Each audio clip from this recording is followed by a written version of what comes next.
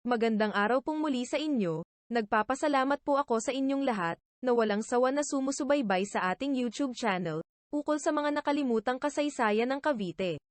Sa pagkakataon po na ito, ay aking tatalakayin sa inyo ang tinatawag na Bancad Palawit Irrigation System, na ginawa sa kolonyal na panahon ng mga Espanyol sa Pilipinas, at maituturing na pinakamahusay na irrigation system na naitayo sa mga lupaing fraile sa buong Pilipinas. Kaya, halika na po kayo na subaybayan ang ating bagong video presentation. Teka nga pala, sana suportahan ninyo ako, sa pamamagitan ng pag-subscribe, like, comment and share. Sigurado na magkakaroon ka ng interest, sa usapan ng ating mga bisita sa araw na ito. Kaya panoorin at basahin natin ang kanilang usapan.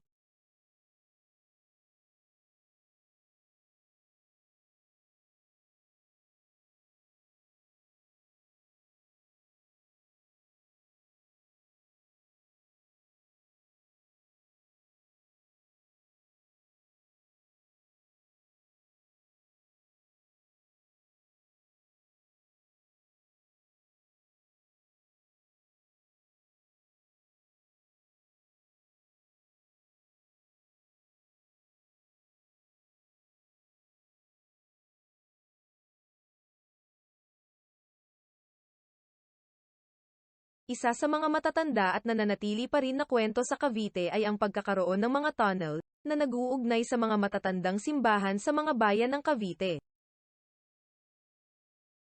Ang interest na ito ay maaaring dahilan sa pagkakatagpo ng mga istruktura sa ilalim ng lupa sa iba't ibang mga lugar, gaya halimbawa ng mga sinasabing tunnel sa Bahay Asyenda sa Teeros, at sa susunod na larawan ay sa likuran ng simbahan ng Indang.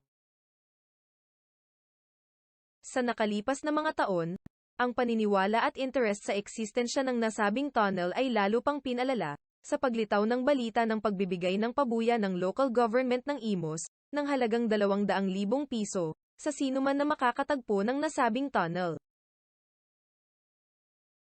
Ang pagkakaroon ng malawakang promosyon dahilan sa inilang pabuya ng local government ng Imus, ay nagbigay ng isang interest na mahanap ito. Sa serye ng paghahanap, ay dito sila itinuro sa Barangay Cabeces, sa lungsod ng 13 Martires, espesipiko na, ang tinatawag na Mina Tunnel.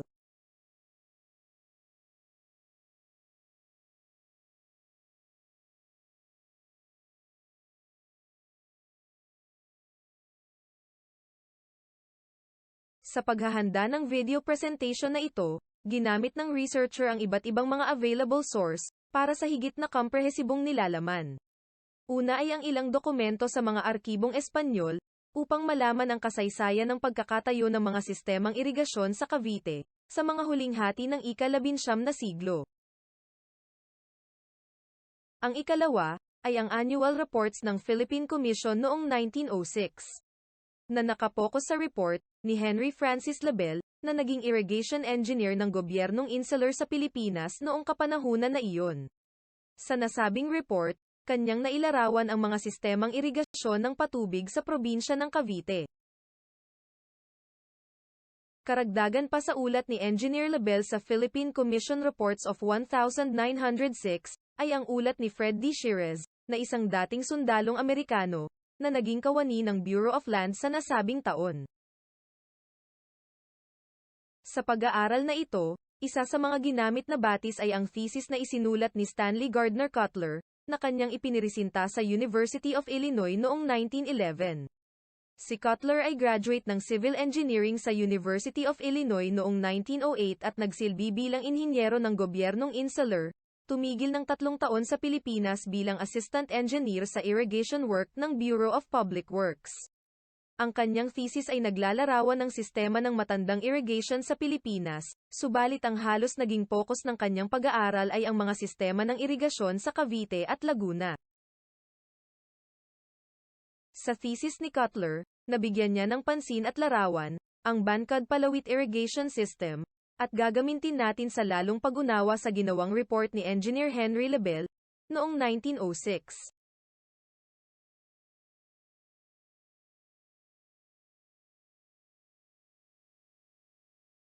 Sa pag-aaral na ito, Ang researcher ay nagpapasalamat kay Christian Noe Romanes sa pagbibigay niya ng pahintulot na magamit ang mga litrato na nakapost sa kanyang Facebook page, na La Cuacherong Caviteño.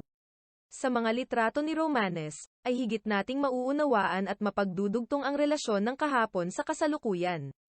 Kaya niyayaya ko po kayo na tingnan pa ang napakarami niyang litrato ng makasaysayang Cavite sa kanyang Facebook page at YouTube channel.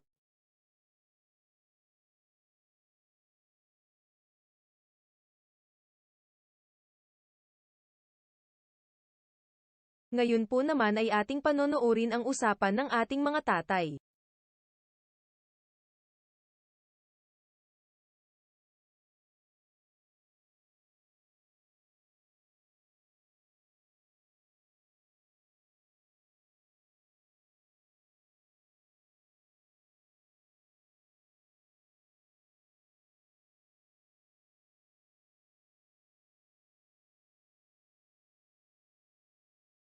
Sa pagbubukas ng ika-19 na siglo, ang malaking bahagi ng mga mababang lupain ng Cavite ay nahati sa mga hasyenda ng iba't ibang religious corporation. Pansinin ang bilang 15 na sumasakop sa bayan ng San Francisco de Malabon na nakaukol sa mga korporasyong Agustino, at ang bilang 16 na bayan ng Santa Cruz de Malabon at pag-aari ng mga Dominikano. Ang mga matataas na bayan ng Cavite ay hindi nakasama sa sistema ng hasyenda, dahilan dito ang silang ang hangganan ng mga hasyenda ng Imos, Binyang, Santa Rosa. Samantala, ang San Francisco de Malabon ay nagtatapos sa baryo ng Alingaro na nasa hangganan ng Amadeo. Ang Santa Cruz de Malabon ay nagtatapos naman sa baryo ng Quintana na nasa hangganan ng Indang. Ang geographical na lokasyon ng mga dalawang hasyenda na ito ang magbibigay daan para sa eksistensya ng Mina Tunnel. Ang mga malalaking bahagi ng mga hasyenda ng mga religious order sa Cavite ay may tatalaga para gawing mga bukirin ng palay. Sa ganito, ay mangangailangan ng isang episyenteng sistema ng irigasyon. Ang pag-unlad ng mga asyendang sakahan, na pag-aari ng mga fraile ay nakabase sa bukirin ng palay. Ginamit ng mga ito ang mga sistemang ilog ng Cavite. Ang katunayan, ang mga ilog na ito ang nagsilbing mga hangganan ng kanilang hasyenda at nagsilbing pinagmumula ng kanilang mga tubig pangsakahan. Ang anyong patatsulok ng Cavite, at ang topografiya nitong pababa, mula sa mga kabundukan ng Tagaytay patungo sa Manila Bay, ang siyang pinakaangkop na feature ng Cavite para sa pagpapatayo ng mga fraile ng kanilang mga sinaunang sistema ng irigasyon. Sa pagsisimula ng mga hasyenda, ang mga sinaunang anyo ng mga irigasyon sa Cavite ay lumilitaw na mga maliliit lamang. Ito ay upang makasapat sa mga sakahan na kanilang binubuksan. Noong mga huling bahagi na lamang ng ika-19 na siglo, nagpatayo ng mga malalaking prinsa ang mga hasyenda sa Cavite, bilang mga ipunan ng tubig, na kagaya ng Samalino, Bacoor, Tres Cruces, Tanza. Kasama sa uri ng mga prinsa ay ang may tag-uri o klasifikasyon na diversion dam, upang isalin ang tubig patungo sa ibang daluyan na katulad ng Sanaik at higit sa lahat ay sa kaso ng Bangkod.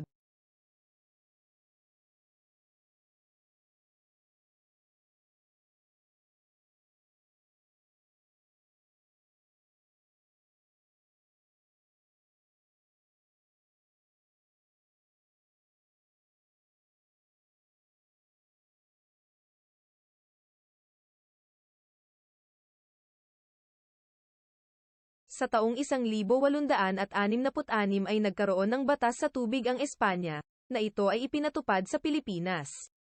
Ayon sa batas ay hindi pwedeng pakialaman ng sinuman ang daloy ng tubig pababa sa nagmamay-aring propriedad. Ito ang dilema ng San Francisco de Malabon. Ang Ilog Cañas ay nasa kontrol ng mga Dominikano na noon ay nagmamay-ari ng hasyenda ng Santa Cruz de Malabon o Tanza. Samantalang ang Ilog San Juan na hangganan ng Hacienda de Imos ay hawak naman ng mga Recolitos. Limitado ang tubig ng San Francisco de Malabon para sa kanilang mga sakahan at ang matandang batas patubig ng Espanya noong 1866 at 1879 ay nagbigay daan upang magkaroon ng kasunduan ang dalawang religious corporation ng mga Dominicano at Agustino, upang ang daloy ng tubig sa Bancod na dapat sana napapunta ng Naik ay may salin sa mga irigasyon ng San Francisco de Malabon. Ang kasunduan sa konsesyon ng tubig ay inaprubahan ng pamahalaang kolonyal, na ibinalita sa Diaryong Espanyol na La Época, noong ika-30 ng Oktubre taong 1879. Dahilan sa ang ginamit sa pagbabalita ng Diaryong Epoka ay inaprubahan, nangangahulugan na mayroong aplikasyon. Sa pamamagitan nito, ay ipapakita ko po sa inyo ang mga index ng mga dokumento na nasa arkibo ng Espanya ukol sa kanilang opisina ng Obras Publicas o Public Works. Ang unang tatlong magkakasunod na index ng mga dokumento ay ang panukala sa pagtatayo ng isang prinsesa sa Ilog Bancod at Bañadero, na nakapaloob ang tatlong magkakahiwalay na guhit na plano, na isinumite sa opisina ng Obras Publicas sa Maynila noong ika-30 ng Setyembre taong 1880. Higit na kapansin-pansin, na ang dalawang dokumento ay higit na nauna, dahilan sa isinumite ito, noong ika-22 ng Hunyo taong 1878. Ang susunod na klasifikasyon sa ikalawang serye ng mga dokumento ay isang panukala, kasama na ang kaukulang plano para sa pagtatayo ng 3 puentes aqueductos o aqueduct bridge, sa mga ilog ng Alulod, Cañas, at Pululan.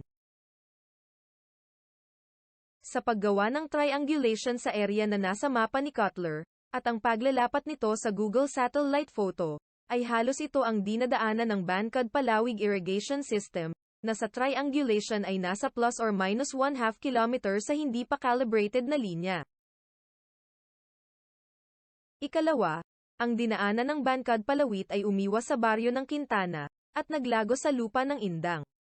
Ito ay upang iiwas ang nabanggit na irrigation system sa anumang kontrol ng mga Dominikano, dahilan sa ang Quintana, ang hangganan baryo ng Hacienda de Santa Cruz de Malabon, sa Indang na hindi sakop ng mga sistemang hacienda.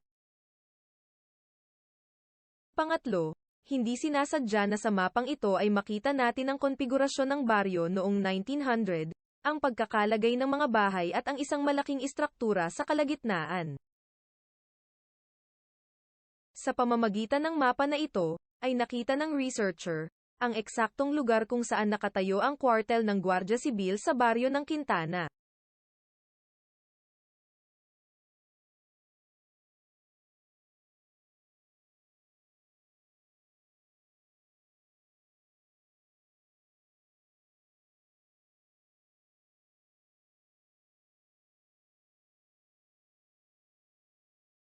Ang pagpapatayo ng mga prinsa ay isa sa pambansang kahusayan ng Espanya, daan-daan taon, bago pa man nila sakupin ang Pilipinas.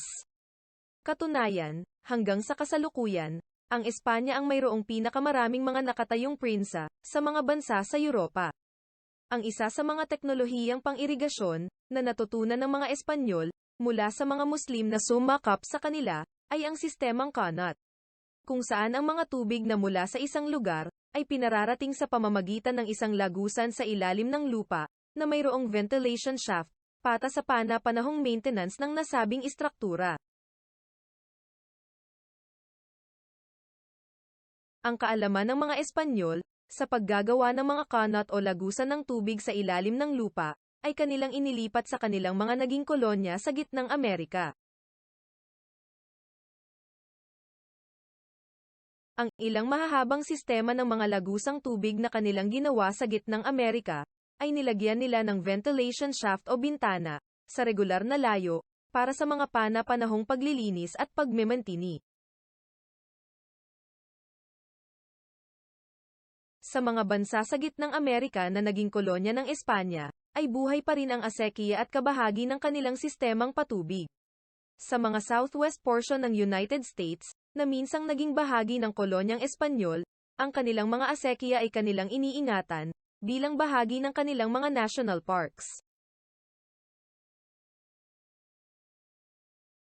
Sa Pilipinas, ang local government ng Las Piñas, sa ilalim ng suporta ni Senador Cynthia Villar ay nagkaroon ng isang napakahusay na bisyon, upang ang Ligas Dam na nasa pagitan ng Bacoor at Las Piñas, na napabayan sa mahabang panahon, ay isaayos at ngayon ay isa na sa mga pinakaaktibong parke sa Pilipinas sa aspekto ng traffic o pagdaan ng mga tao.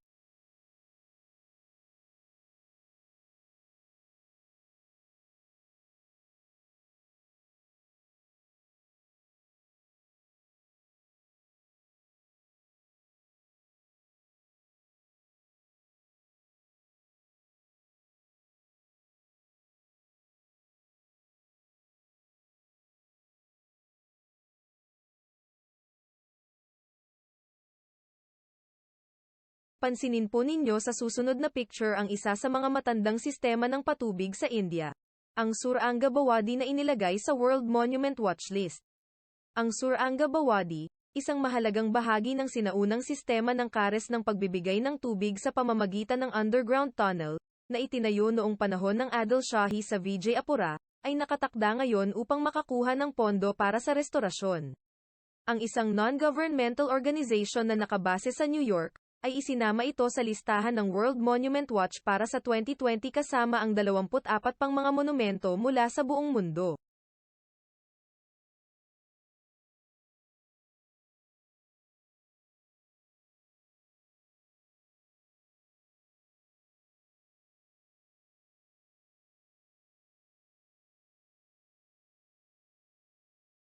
Isa sa mga posibleng site sa Trece Martires ay ang tinatawag na Mina Tunnel, na ang lokasyon ay nasa Barangay Cabeces, sa lungsod ng Trece Martires. Mula sa pag-aaral na ginawa ng researcher, ang lugar na ito, ay lumilitaw na ang huling segment ng Bangkod Palawit Irrigation System, na ang takbo ng mga tubig ay dumadaloy sa isang komplikadong ruta ng mga underground tunnel mula sa Bangkod, hanggang sa noon ay ang sitio ng Palawit na ngayon ay Barangay Cabeces.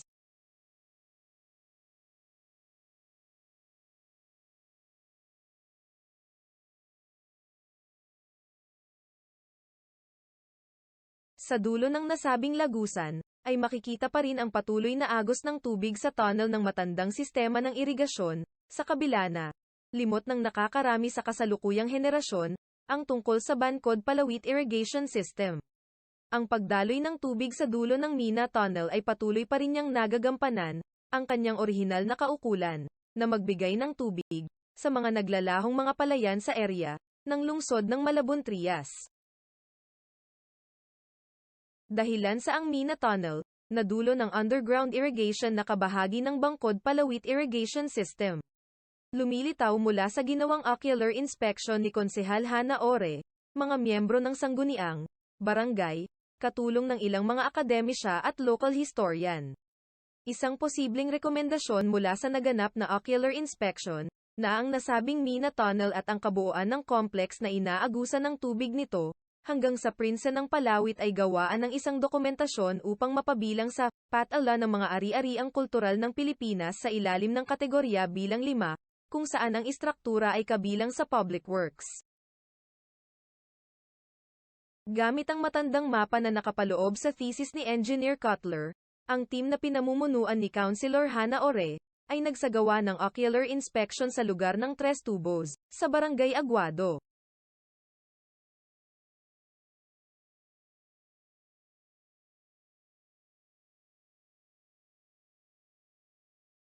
Mula sa larawan na kasama sa thesis ni Engineer Cutler, ay ipinakita niya ang unang nilalabasan ng tubig mula sa Prince ng Bangkod, bagay na nakita ng team na nagsagawa ng ocular inspection, at kinuha na ng litrato ni Fukan Explorer ay gumawa ang researcher ng isang comparison. Pansining mabuti, ang larawan ng Tres Tubos noong 1910 at ang kuha ni Fukan Explorer 121 taon, ang lumipas.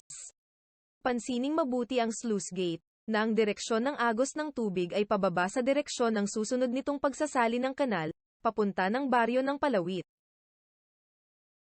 Sa pamamagitan ng ocular inspection na ito, ay nakalibrate ng researcher, ang unang dalawang segment sa area ng Bangkod, at Tres Tubos bilang dalawang tiyak na reference point at ang dulong reference point sa Cabeces, gamit ang dalawang ventilation shaft C1 at C2 patungo sa Mina Tunnel, hanggang sa nilalabasan nito sa C3 at magtatapos ng pagbuhos, sa Palawit Dam.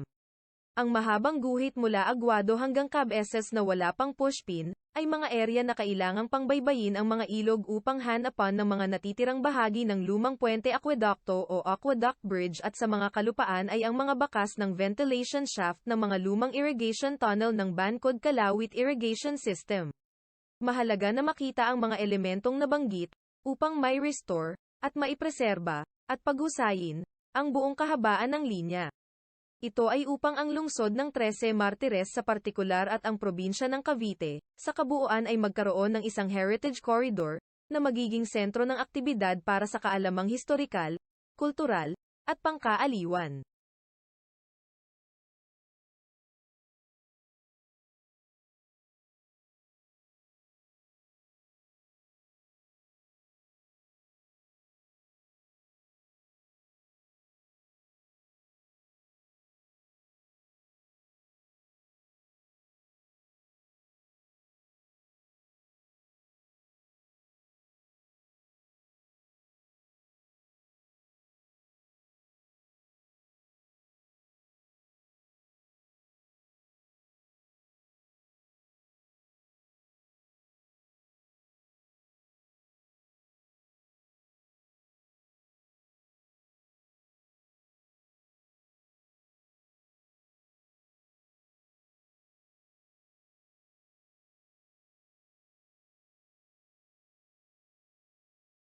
Salamat po sa inyong panonood, at abangan po sana ninyo ang kasunod na bahagi ng video na ito. Kaya huwag po ninyong kalimutan na mag-subscribe at pindutin ang notification bell. Muli magandang araw po, hanggang sa susunod na video.